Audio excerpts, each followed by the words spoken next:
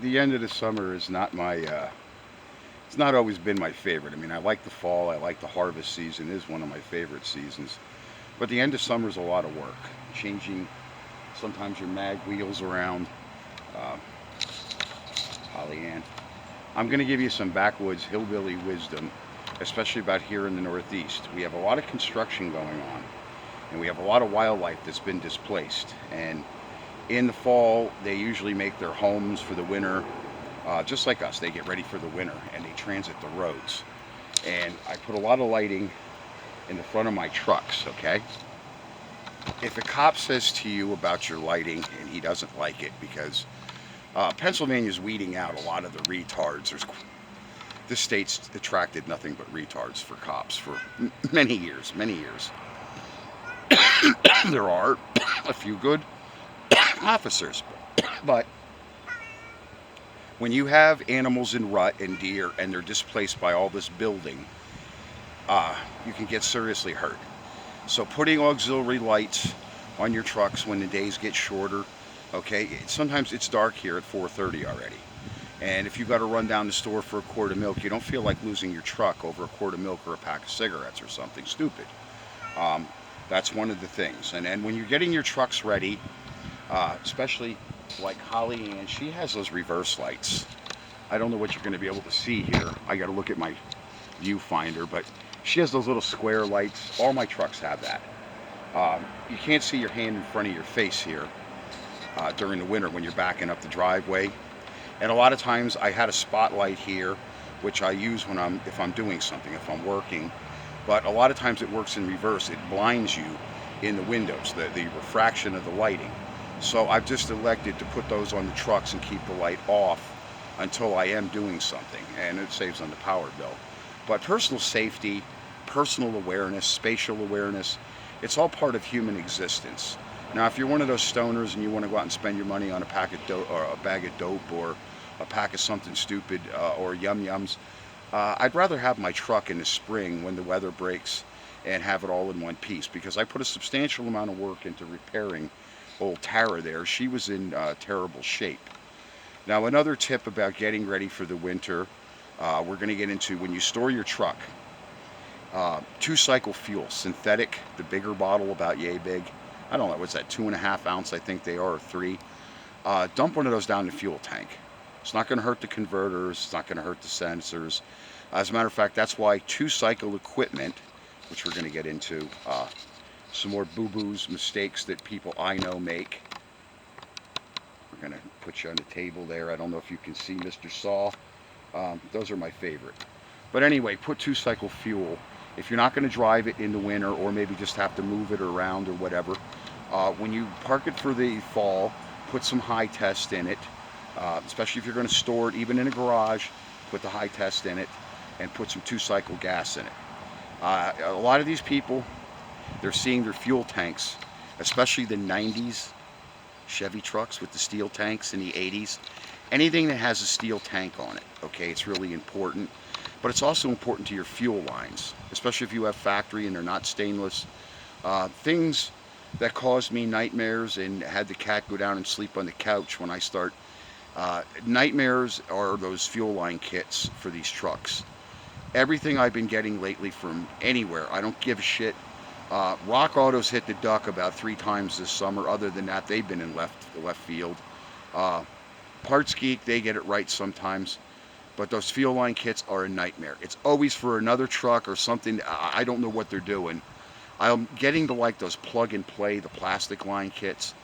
But you got to watch what you use that on when you have catalytic converters and stuff that they didn't have. How you route those lines. Sometimes you better just come up with an alternate plan, maybe, and put the fuel lines on the outside of the frame rail. Keep it away from the exhaust and the heat. It's plastic.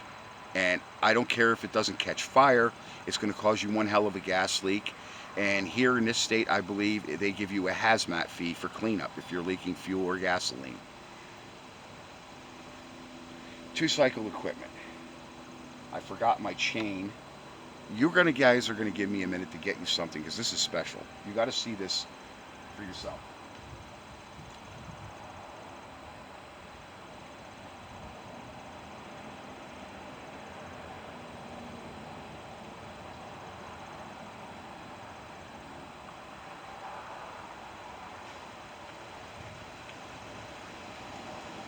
Now come on, folks. You gotta see this. This was one of those cheapo chains. Okay. What blew this saw up? The easy way to lose your chainsaw. Use a chain that's all worn down like that. That's not a full chisel chain. As a matter of fact, my theory is somebody might have been creating those pine artworks. They take big pieces of tree and they make bears and figurines out of them for your lawn.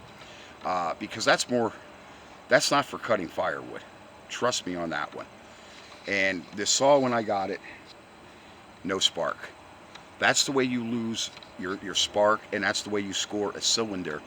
When your chain is dull and that thing's going, and it's screaming, because my neighbor did it down here and I heard the saw, it immediately died. So he either overheated it and it blew the coil, or he overheated it, blew the coil, and it's not ever going to start again because he basically melted the rings and the piston. They score, and then you get a lot of blow by, and then the saw.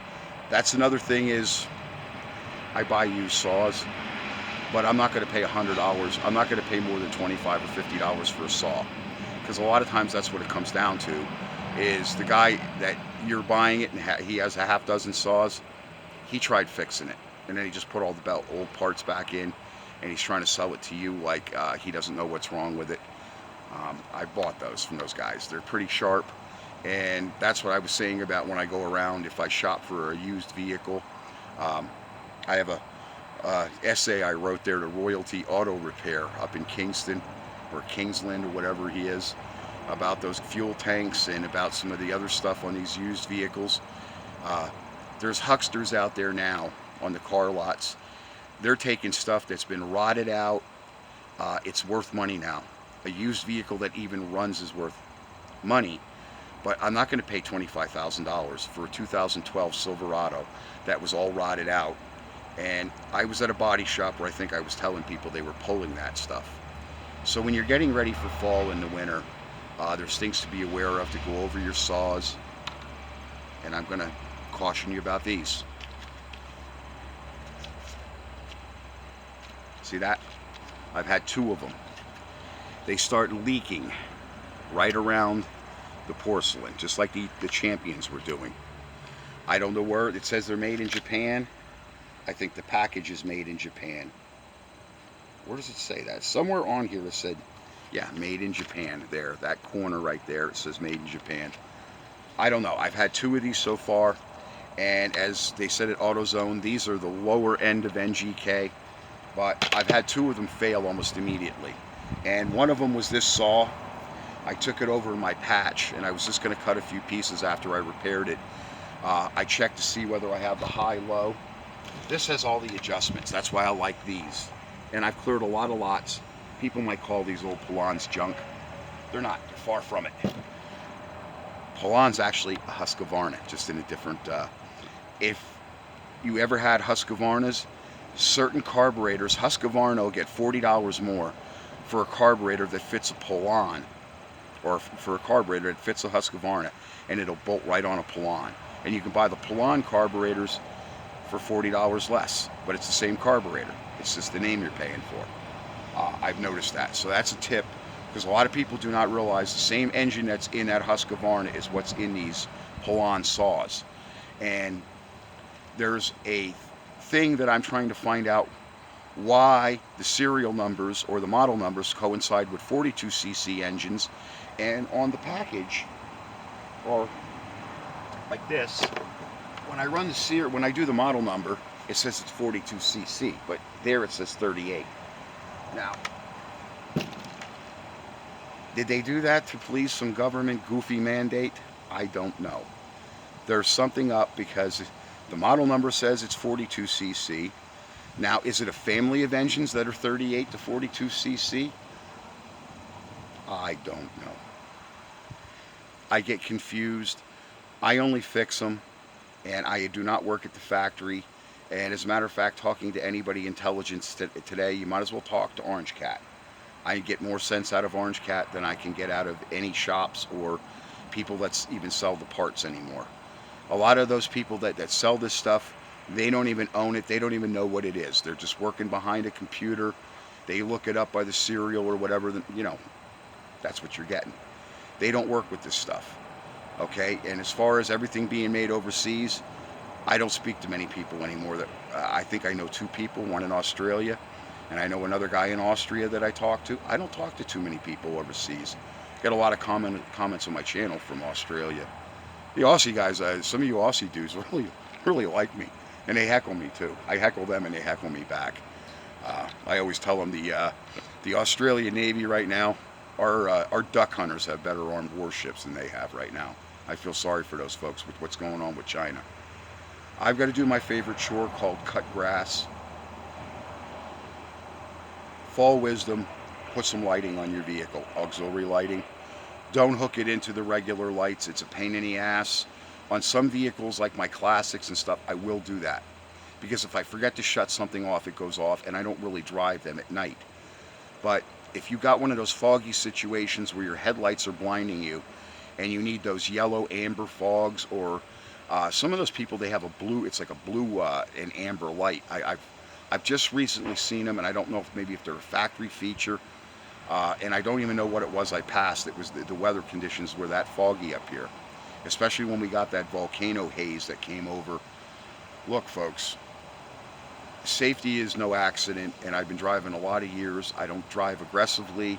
I drive defensively, and my vehicles are set up to be my defense network, and that would be my argument in any court of law. I'm not out to piss anybody off. I'm not out to try to have it. That lighting is not some kind of statement. That is for my personal safety. As I get older, your eyesight diminishes, your reflexes, whether you want to admit it or not. That's why I don't. That's why I gave it up in '98 when I had that big wreck up at Devil's Bowl. I realized some of that was maybe I just wasn't fast enough on the trigger. Okay? You get in a crowd of cars and they start tossing you around in the crowd, and a lot of those guys, they're not local guys that respect you and know you're going to get out of your car and break their neck for what they did. But unfortunately, I ended up in the hospital. I wasn't breaking anybody's neck. It was just that following spring, I got in the car. I was still ailing from my injuries, and I realized that sometimes you just got to give something up. As much as you love it, I like to watch them as much as I like to drive them. And that goes for even hunting and fishing. Sometimes I just rather watch the guys go. I guess that's part of what they call getting old age, because it sneaks up on you. I don't like old age, and it don't like me. Put it that way. Thanks for watching my videos. Hopefully you're going to catch my hillbilly wisdom, but put some lighting on your vehicles, especially with animal migration and displaced animals like we're having here. It's terrible, and I feel sorry for the animals, but there's nothing I can do. I'm watching some wildlife over here. All right, thank you.